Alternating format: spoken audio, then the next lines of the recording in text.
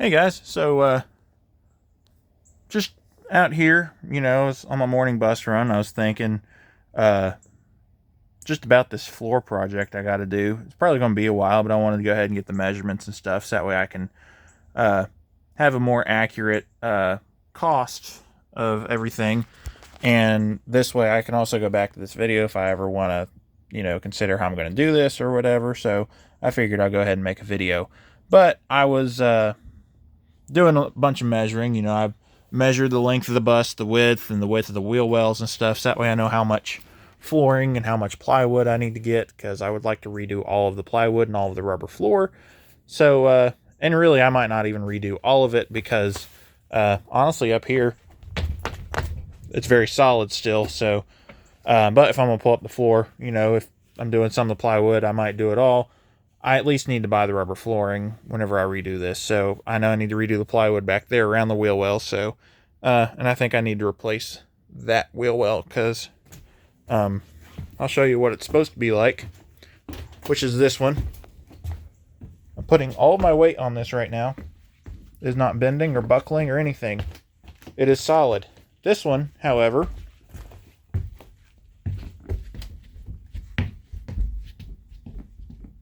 I don't know if you can see it, but it is moving under my foot.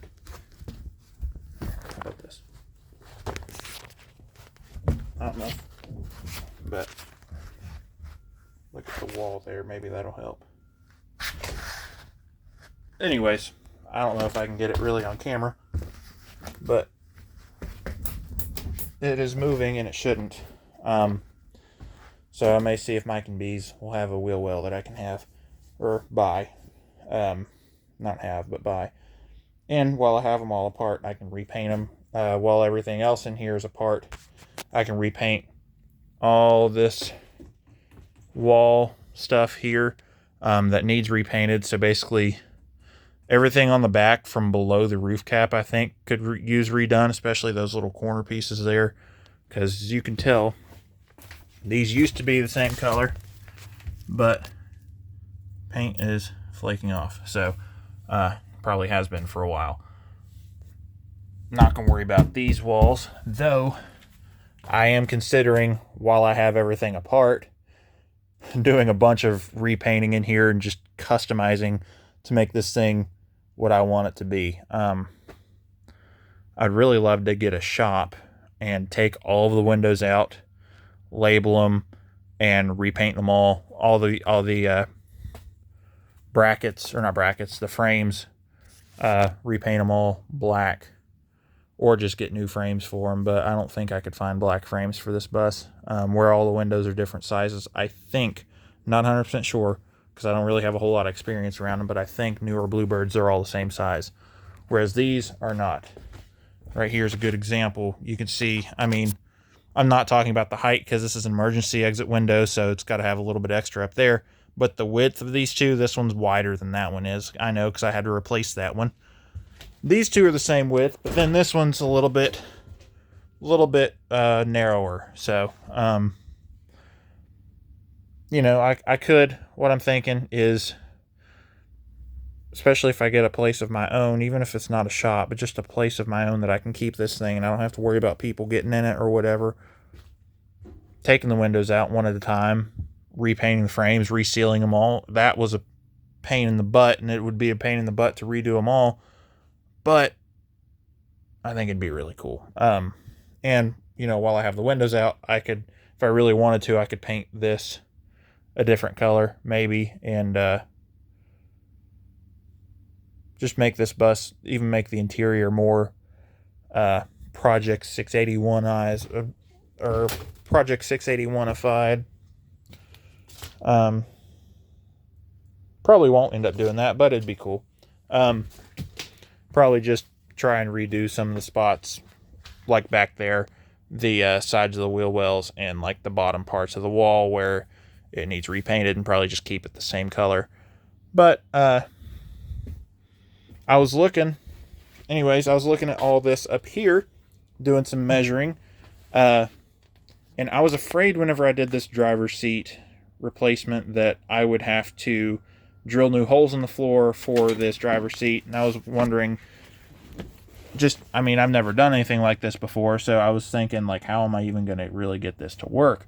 But I got this seat mounting bracket here, which came out of the truck that the seat came from, or one of the trucks that one of the seats came from. Either way, the seat mounts to the bracket. You don't really need this, but in this case, it really helped, because if you look in here, you can see the 2 bolts right here and right here where the seat mounts to, and there's probably 2 on the other side, where the seat actually mounts to the bus. So if you look here, there are these big long holes here. I can use these to mount the seat to the bus. So that is a lifesaver. I don't have to drill new holes. I don't have to worry about, what's going to take or anything to get this seat really replaced. I mean, the seat itself doesn't need replaced. It's a good seat, still in good shape, but the seat back there has armrests and it's heated and cooled, so if I want to hook that up, that would be really neat. Just things of that nature. But I don't know if those, I don't think those have a seatbelt buckle on them, so I'm going to have to figure out that situation. But I might be able to just take the one off of this one, do something with it. But yeah, I was just thinking more about that kind of stuff, and I was trying to figure out all the flooring stuff, and I've got my measurements. I'll go home and try to do some rough calculations. What I'll probably end up doing is whenever I do go through and buy all the flooring for this thing, I would like to get just a one-piece floor if I could. Even if I have to cut the wheel wells out, that's fine. But I would like just to do a one-piece floor because A, it's easier to clean, B, it looks a lot better in my opinion. But also I feel like it probably, well, it might not be easier to put down because I'd have to cut the wheel wells out. But I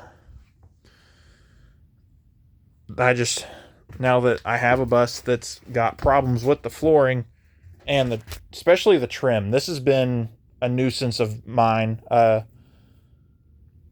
Something that's always been on my mind about this bus and having people on it, especially kids, at shows or whatever. The couple times I have taken it somewhere to show it off and there have been kids around, or, like my nieces and nephews and stuff. This is right here. This is the one thing that worries me the most. And I don't really want to take it all the way up because it's just going to rot the floor out more. And back here, the same piece of trim came up. I just really don't know if I want to deal with that anymore, if I can avoid it. If I do end up replacing the floor, what I'll probably end up doing is not even getting trim, even if I have to replace the floor with 3 pieces like this, because this side's a separate piece, the aisle is a separate piece, and this side's a separate piece. As you can see right here, these are separated. But if I have to do that, I'll probably just get my own custom trim made, like diamond plate or something, to go right here, and I'm going to make it all one piece. Or maybe I'll do it in segments like this, that way if I need to replace it I can, but hopefully, once it goes in, it won't have to come back out.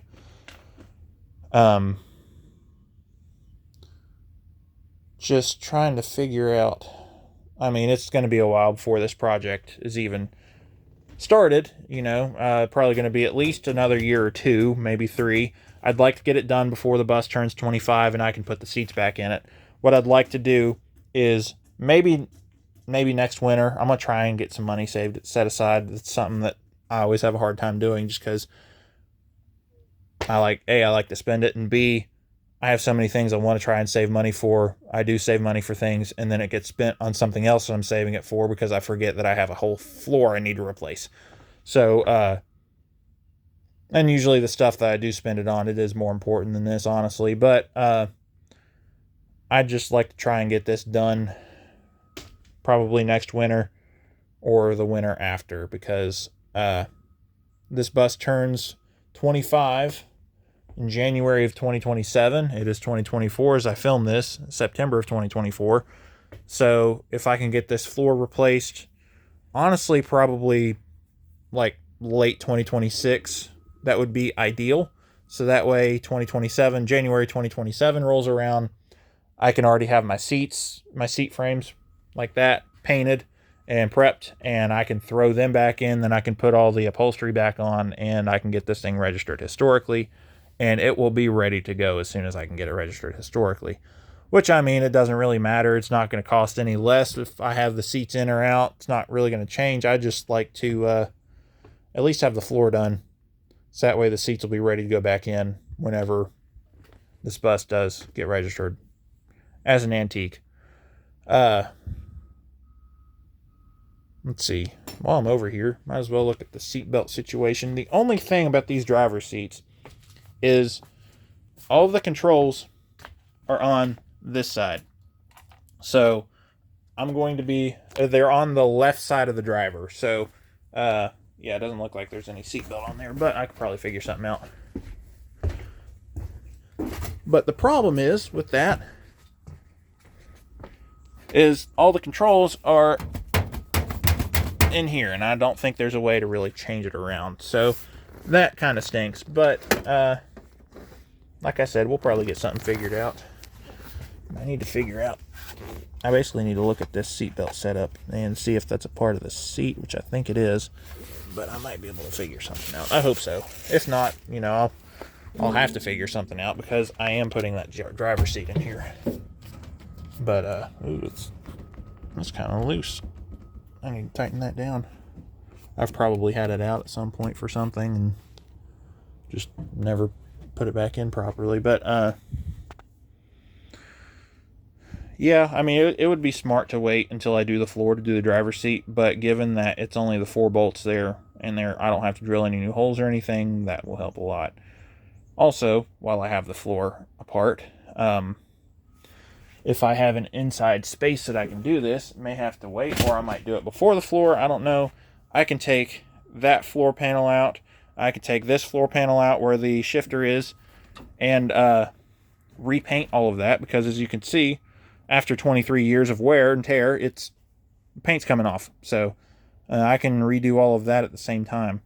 While I've got the floor up, I will probably try and replace any metal that needs replaced, but honestly, I'm hoping that there's not very much metal that needs replaced. That's the one thing that does worry me about this project, is what if I start tearing it apart and I'm like, well, this is not worth putting $20,000 into. Because I think the last time I did some like basic guesstimation measuring and some ballpark numbers on flooring and plywood, and it was around $4,000 to do it all.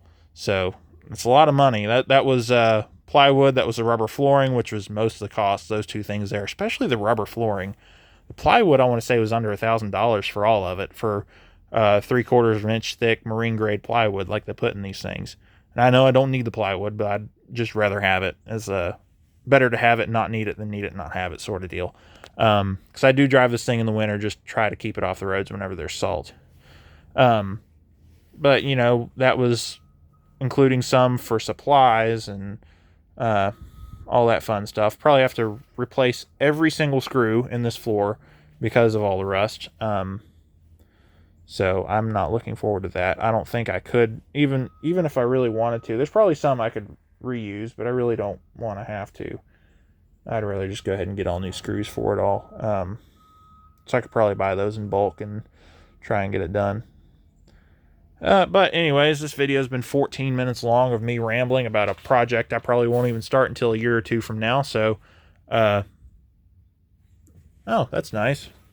Whoever's in my bus the other day left this window open, and I disconnected the buzzer when I bought the bus because it was, I think, that window that